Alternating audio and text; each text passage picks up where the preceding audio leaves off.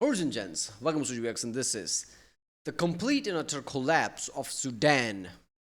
I forgot what the title was, so I'm talking really enthusiastically, excitingly, but this is a dark video.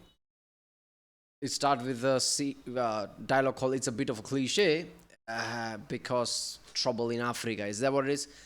Okay, things are happening in Sudan at the level that it's ridiculous, I think, because nobody's talking about it. I don't think local news have heard about it. I don't think anybody else talk about it. I haven't seen them. This is a video that popped up in my recommended feed multiple times, and I'm like, what is it? I've never watched this channel and realized like how much popularity the video is getting. I saw the thumbnail and I realized, yeah, okay, this things are happening in Sudan, which is problematic. So Middle East is one of those regions. Africa is one of those regions where a lot of things happen and people just brush it over, which is insane to me. Like, I don't get it, right? Because things have like effect whether you care about it or not, and these are real humans. People usually think like, what can I do about it? It's not about that. Like, caring doesn't just mean like what can you do about it. You can't do anything about 99% you can think of, but that doesn't mean you shouldn't care about it. So I don't know. I don't know at what extent the problem is, but yeah, I think it's going to be somewhat dark. Let's go this one. Cliche to say, why doesn't the mainstream media care about this country or that war? But if there is any truly ignored war on Earth, it's the one going on in Sudan right now. Since 2023, Sudan has been suffering from complete state breakdown, and owing to its massive population of over 50 million people, making the current crisis not just the making of another failed state, but the largest. The thumbnail said 10% dead in weeks. You telling me 5 million people? 5 million? World War One number in weeks? That can't be true. Because if that's the case, yeah, this shit should have been in every single news around the planet.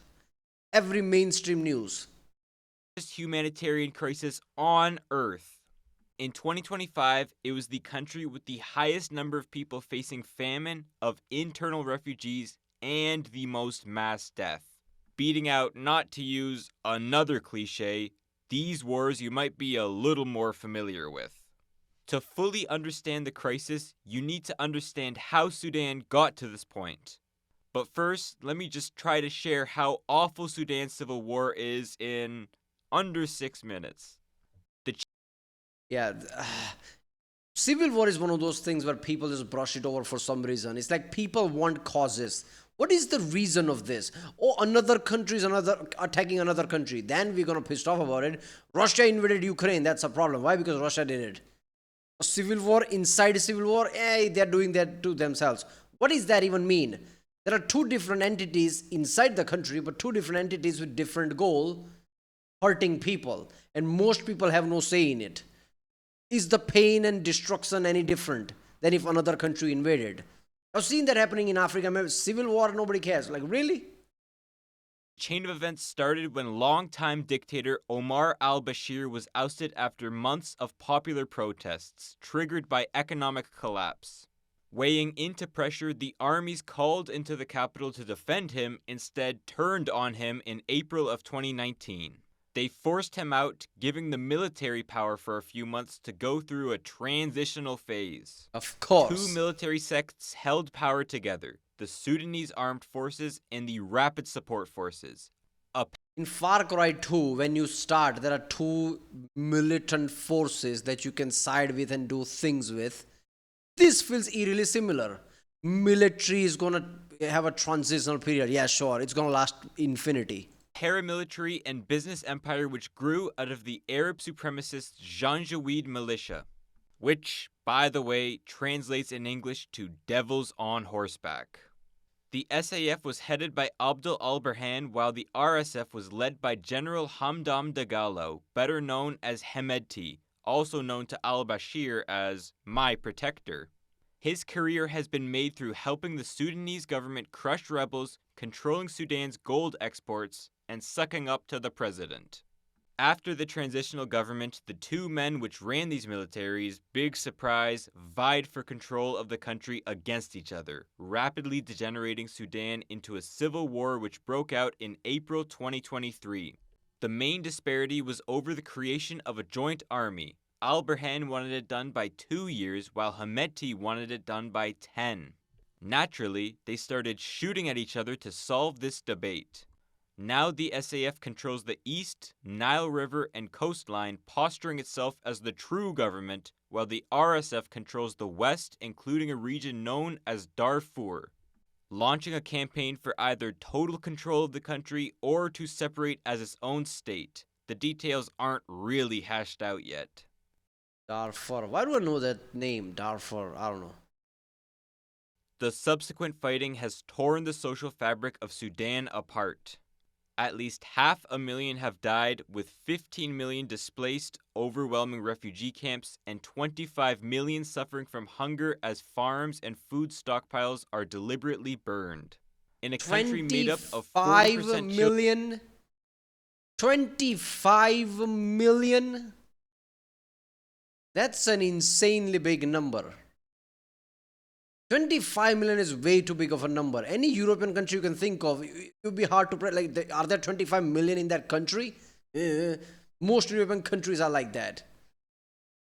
If you remove 25 million from Russian population, it's like what, third or fourth, whatever, like that. There was like 60 million or something. 25 million. If you remove 25 million of Russian people, that's a big number. Russia is already like slightly bigger compared to Ukraine and things, right? 25 million is big number, and they are like, yeah, struggling, basically, like, like famine and everything. And wars like this and conflicts like this, you don't even get the full number. So that makes me think how big of the number it actually is. Children, 90% of them are out of school. This is total collapse.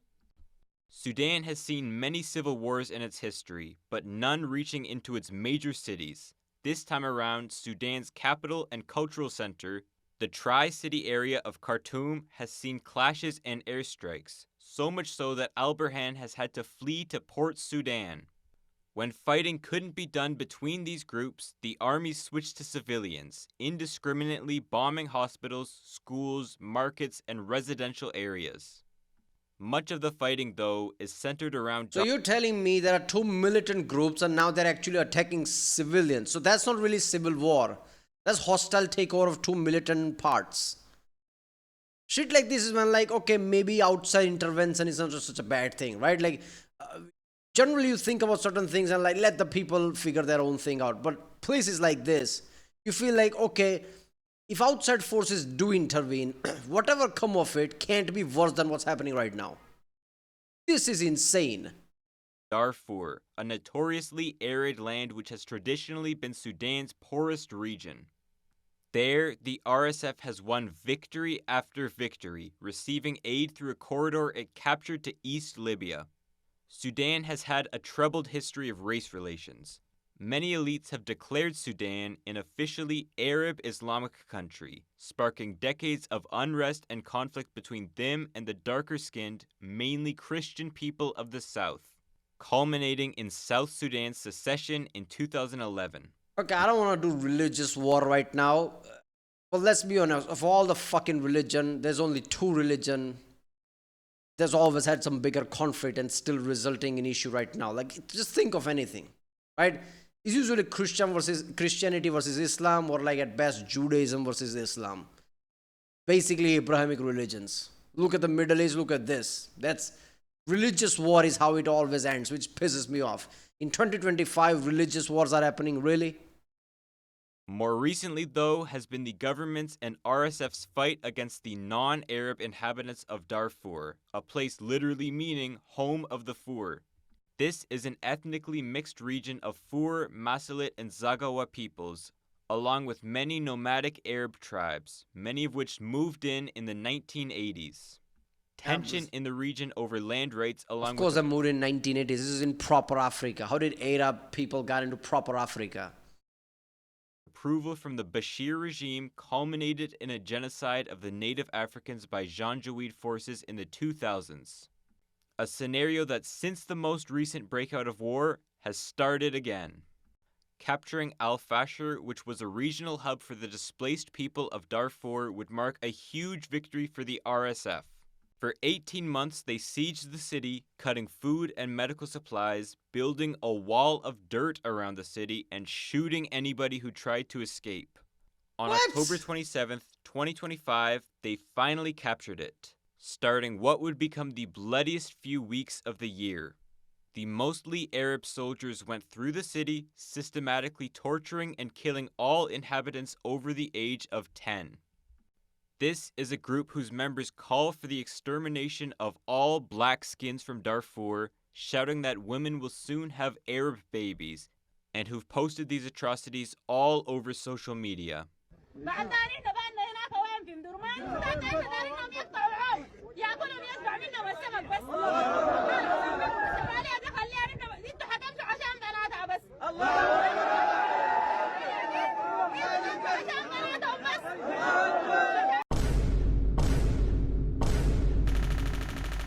Fuck you. It is an attempted A woman saying that, look man, shit like this, when I don't give a rat's ass about any argument anyone have, any philosophy. At this point, if any outside forces intervene, I don't care. That's better than anything else. What we have here is literally group of people going to a place, invading a place, and whole idea of that is just like deleting people in the name of race wars and doing all this heinous thing. And that's it, point blank. It's not about profit. It's not about anything else. It's not about getting control of the region. It's about deleting people. This is the worst of the worst thing that can happen. This is one of those atrocities where, like, where the fuck is those Hollywood celebrities? Everyone to talk about Palestine and how Palestine thing is happening. Why? Because it's a famous thing that nobody gives a shit about these people. Where is the world? Everybody wants to, like, all the people in the college protest, oh, save Palestine. Nobody wants to save Darfur. Nobody wants to save this. They're literally saying we're going to delete people over age of 10 and convert women and whatever. I don't even want to say it here. Point blank. That's the reasoning for them to. This is literally point blank genocide. It's not even something like, is it a genocide, is it not, or just like, let's just label it genocide. This is literally that.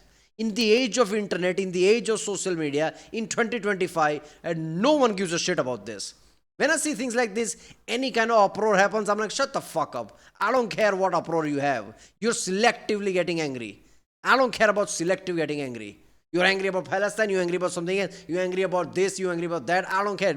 Were you angry about this? No, so you're just selecting things. I don't care.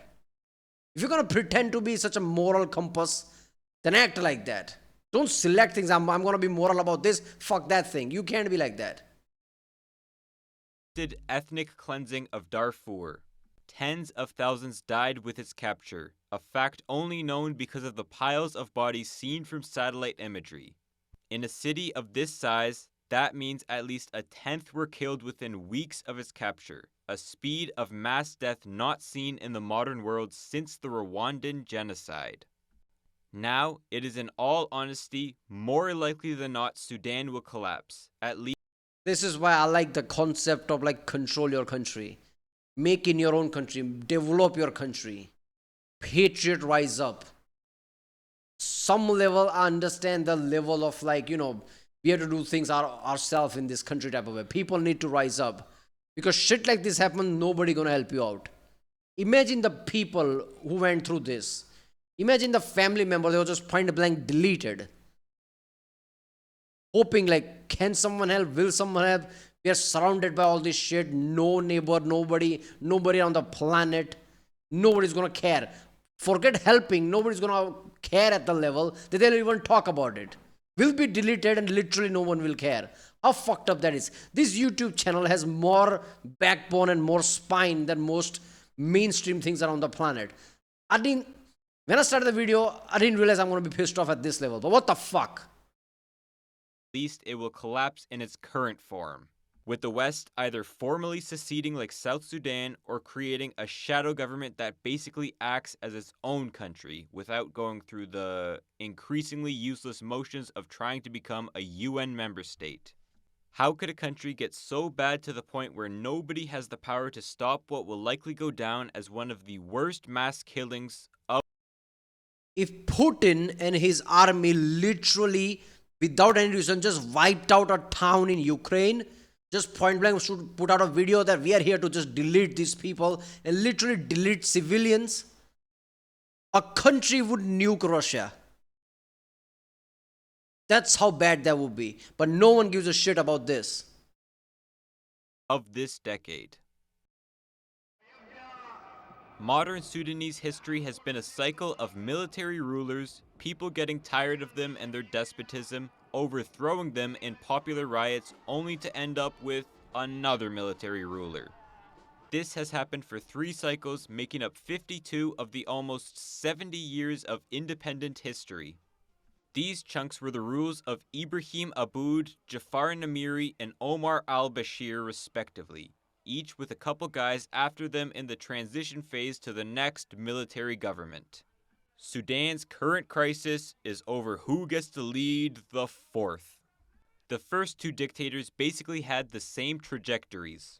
They both came to power through a coup, led a government based on military over civilian rule, centralizing that rule around their personality and brutally put down rebellions and protests. General Ibrahim Aboud was part of the Islamist coalition, while Colonel Jafar Namiri led the leftist one. Instead of tribal governments, to both of these guys, progress was going to come through the Islamization of Sudan. As a result, the defining political problem for most of Sudanese history was what to do with the South. Christianity was a pre-colonial religion of the people who lived here, and the mountainous and jungly land of the region prevented large-scale Arab or Islamic migrations. The primary solution the northerner elites thought of was to integrate it into a larger Islamic Sudan. The first constitution of the country already sowed divide when it was written for an explicitly Arab-Muslim nation. Both then Okay, I try to discount religion whenever I talk about it, but there is always one religion who's at the center of shit like this, isn't it? It kind of pisses me off now because I'm a very scientific guy. I try not to come to conclusion whenever anything's involved. I try not to be, biased and things like that. But this is bullshit. Religious wars in 2025 just pisses me off. If it was about greed or diamond, blood diamond, this and that, actually money makes sense to me. Like, yeah, money makes you do stupid shit. But religious wars, really? tried to Islamize the South, and both faced organized military backlashes in 2 different civil wars. What's ironic is that part of the reason Aboud was ousted was because of fatigue the war brought, and part of the reason Namiri came to power was because he negotiated the end of that first war. Namiri then went back on that and did what the Islamist coalition couldn't do, create an officially Islamic Sudan, and he did it overnight, enforcing Sharia with 1 presidential decree, again seeing organized resistance from the south.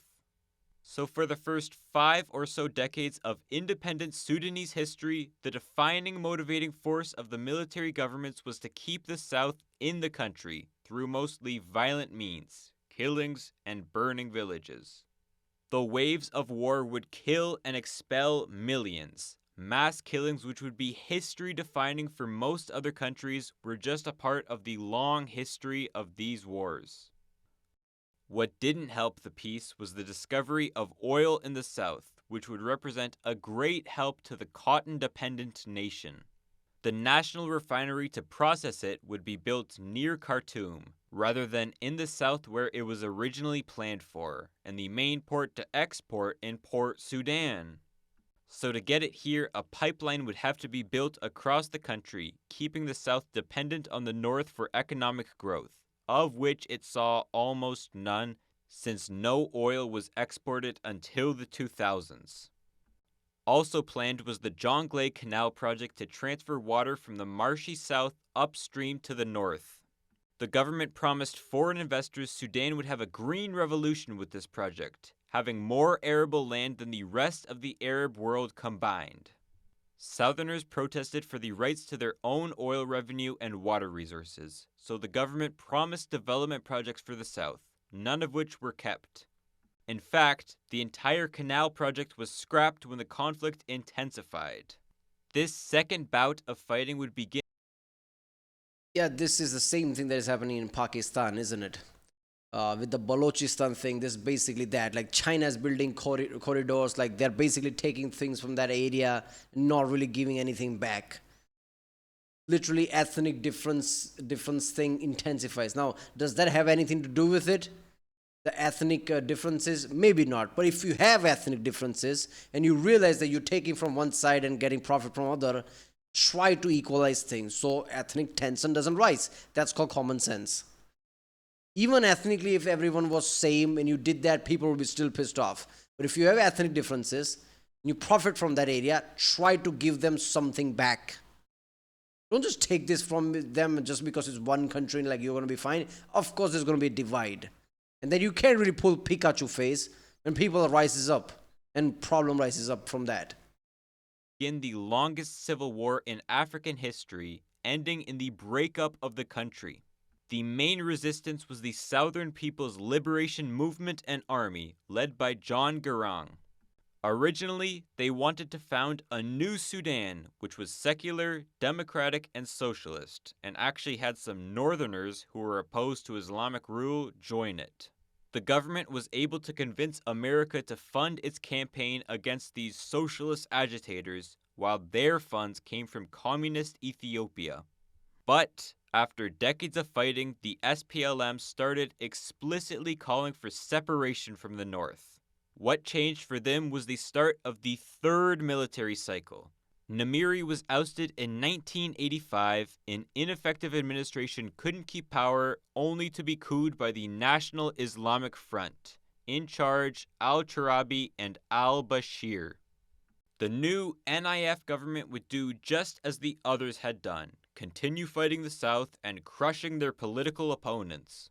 But just 10 years after they took charge, the NIF split, not into ideological sects, but over who should be in charge. Before that, al-Turabi's most significant addition to history was being chums with bin Laden and getting Sudan put on America's state sponsors of terrorism list, ending all American aid to the country. Long story You're short. telling me America sided with area that is, let's just say, you think America won't side with, and then they realize maybe they shouldn't have sided with them because they are like pro, like Osama bin Laden or something. Is that what you're telling me? Okay. Short, as the economy waned under sanctions, al-Bashir and the National Congress Party would take charge, marking a slowdown of the war with the South. For one reason, al-Turabi was the one more concerned with pushing an Islamic Sudan south. Secondly, the war was no longer affordable. Too many human and fiscal resources were going towards it, while sanctions were weighing heavy on the government. Thirdly, this new oil provided a huge incentive to end the war to get it going. And last, al-Bashir focused his military administration on another region, Darfur. During the Second Civil War with the South, fighting spread to the west as al-Bashir viewed Darfur with the same contempt that many viewed the South with. See, throughout the 1980s, a flow of nomadic Arabs came into the region to escape a decade-long war between Libya and Chad, which, by the way, in its final act, concluded with the Great Toyota War. Libya's dictator Muammar Gaddafi had planned on expanding his kingdom down into Chad and eventually the entire Sahara. To help with this, he set up training camps around his enemies. Darfur's unpoliced Wild West was a great staging post for his fight against the Chadian Hissène Habré. But a mix of refugees, weapons, and a constant stream of racial supremacy doesn't usually end up great for the local population. Though the two groups had coexisted for decades before, even commonly marrying into each other's families, that didn't last when the drought came. Then, tensions boiled over between native farmers and the nomadic herders over what little water supplies remained. What followed was complete breakdown, to the point where the police had to beg for fuel so they could do their routine patrols. And it was around this time when devils on horseback started to float around in relation to these new Chadian professional fighters. When Gaddafi failed to take Chad, many nomadic Arabs stayed in Darfur. Years of Arab oppression went by before they revolted under the Sudan Liberation Movement and the Justice and Equality Movement. Fearing the region would end up like South Sudan, al-Bashir empowered the Janjaweed to do as they pleased, burn villages, and kill locals en masse. Because many in the forces aren't paid, they've been incentivized to loot as much as they can, leaving behind empty apartments, offices, and shops, leaving refugees to swell in makeshift tent cities in the suburbs. The Darfurian genocide saw the deaths of at least 500,000 people throughout the Second Civil War, an atrocity which Hemedti played a key and personal role in, and one which also made al-Bashir the first head of state ever to be indicted by the International Criminal Court for his role in masterminding it. As the military shifted its focus here, it left the South to negotiate their way out of the whole mess. Al-Bashir was open to it, and in 2005 they signed the Comprehensive Peace Agreement, outlining the post-war divisions of wealth and power, as well as giving the South the option to secede by 2011. Part of the reason, the NCP viewed the South as a distinct people rather than a vacuum to be filled. Another, the American government pressured the country into it by promising to lift their sanctions if they gave the Christians freedom, which did not end up happening after news of the Darfur genocide broke. In 2011, with a nearly 99% margin, they voted to become independent. However, in one agreement during the war, the South would be defined as this line, the three original provinces, but in this new CPA, they would allow South Kordofan, Blue Nile, and Abyei to join as well, creating a disputed border that lasts to this day. Kind of. Sudan doesn't really have any borders right now. It didn't help that they agreed to split oil revenues 50-50, but around 3/4 of oil reserves were found in the south. So before and after independence, the two halves again fought over the border, especially over the oil-rich province of Abyei, leading to more deaths, displacements, and a harsh version of Sharia being implemented in the north, a version shaped by al-Bashir. He said there would be no more question of diversity now that the South is gone. A pretty bad foreshadowing as to how he viewed how he wanted his country to run. While the South pretty much devolved into ethnic slaughter as soon as it got independence. The decade between the end of the war and the South's independence was the only time Sudan really had an economic boom, as it used oil revenues to invest into education, healthcare, and infrastructure. Look at this graph of Sudanese foreign exchange earnings. The biggest thing here was oil, with gold barely making the same dent. 95% of foreign exchange and 60% of government revenue was tied to oil.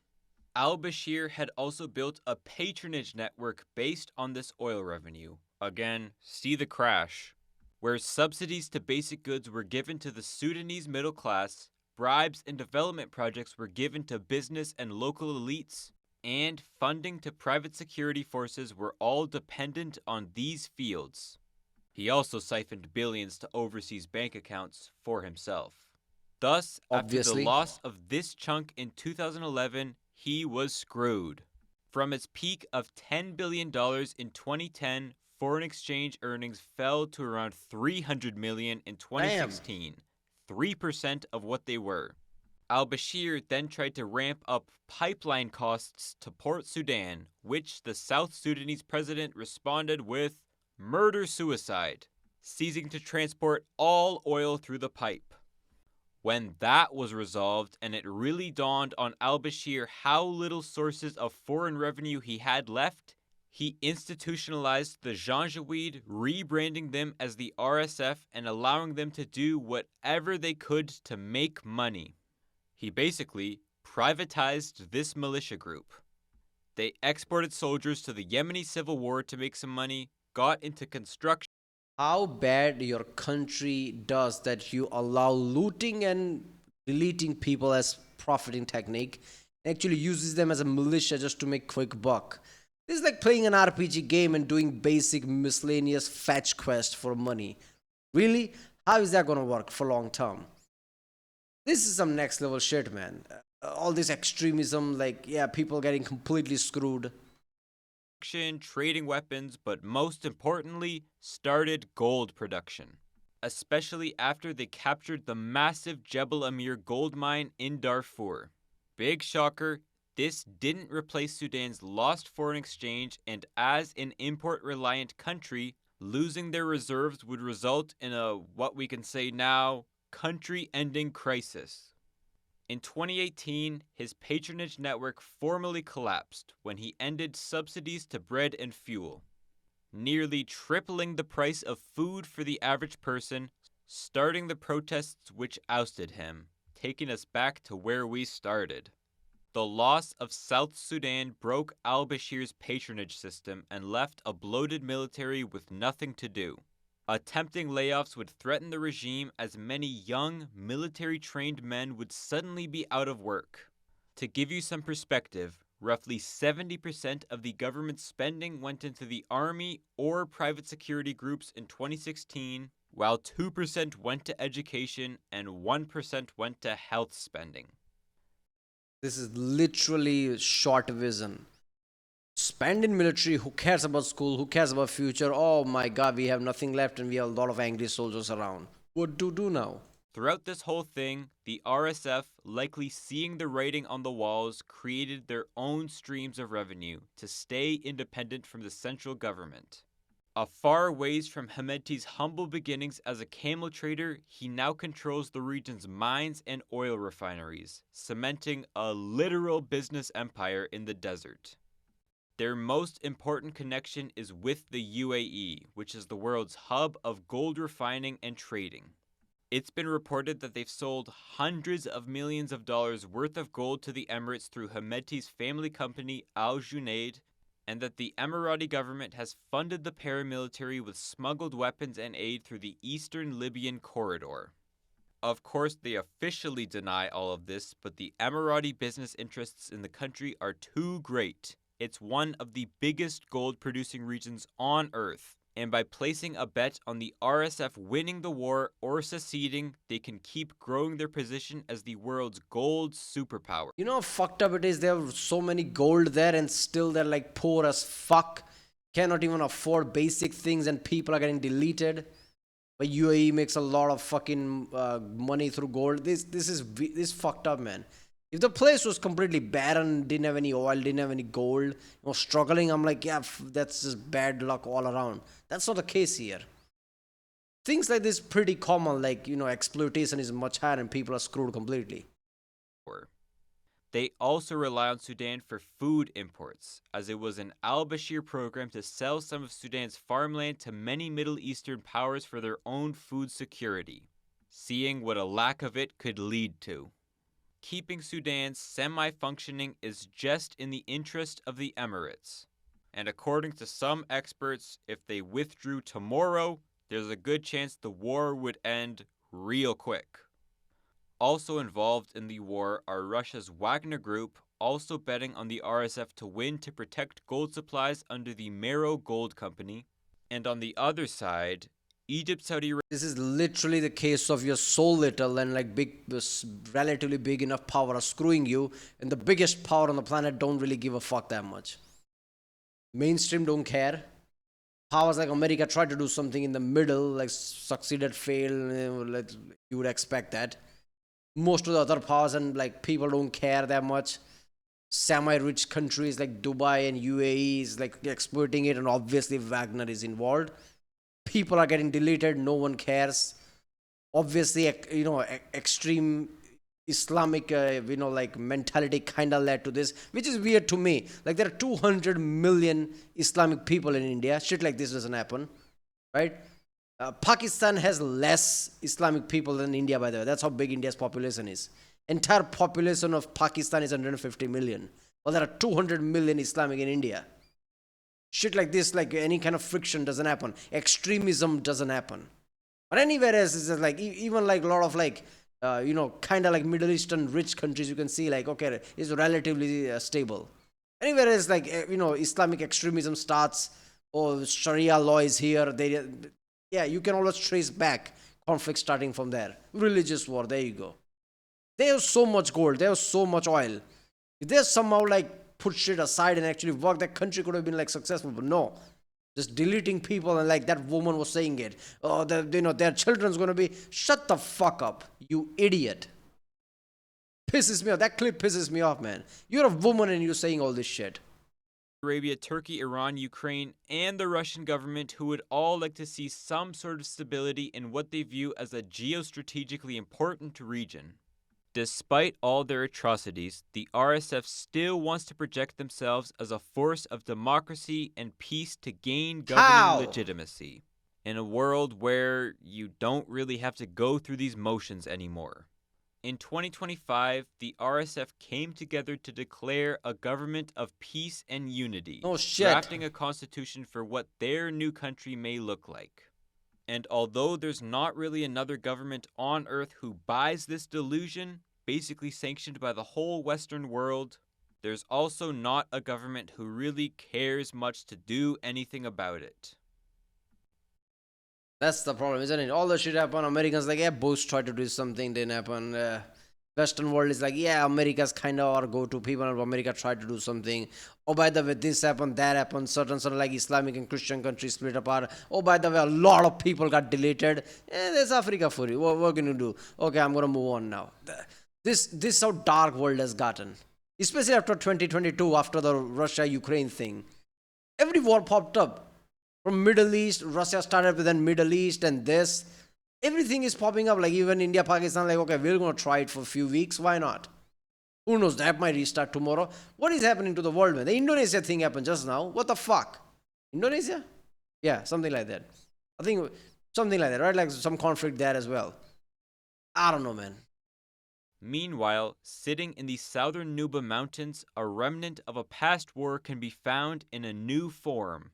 Distracted by the civil war, the SPLM has attacked and set up a little republic of New Sudan, comprising about 500,000 people. They've started their own English language schools, made their own court system outside of Islamic law, and have started the fight for a Western-style secular democracy. It's a reminder as to how far Sudan has gone in its current crisis, that the issue the government has spent almost its entire existence trying to stop has just gone ahead because nobody has the capacity or care to squash these southern rebels. Unfortunately, there's just not that much care to go around for what is almost certainly Sudan's largest crisis in its existence. Not much care for the increasingly nihilistic people living there, leaving behind no governing structure for society, and, unless you're the Emirati Sheikh, not much care from the outside world as well. If you enjoyed this video, yeah, well, go to regional video page link, and from there suppose it's a really good video. I don't know, man. Look, maybe what I'm saying is ignorant. Maybe like hindsight doesn't work. But if I were one of these people, I would just fucking leave. I don't care. Walk through the desert. Make a journey to anywhere. I don't care. Like go to India, Sri Lanka, whatever. Anything's better than this. What the fuck? People get deleted. No one cares. Human has no value. I don't know, man. I don't see better future anytime soon. That's so fucked up. Just walk at this point. Like what to do, man? Alright, well, that was the complete and utter collapse of Sudan. I didn't realize how intense this video is gonna be. Literally, my head is hurting right now. Like consuming all this information, bro. Right, I'll see you next time.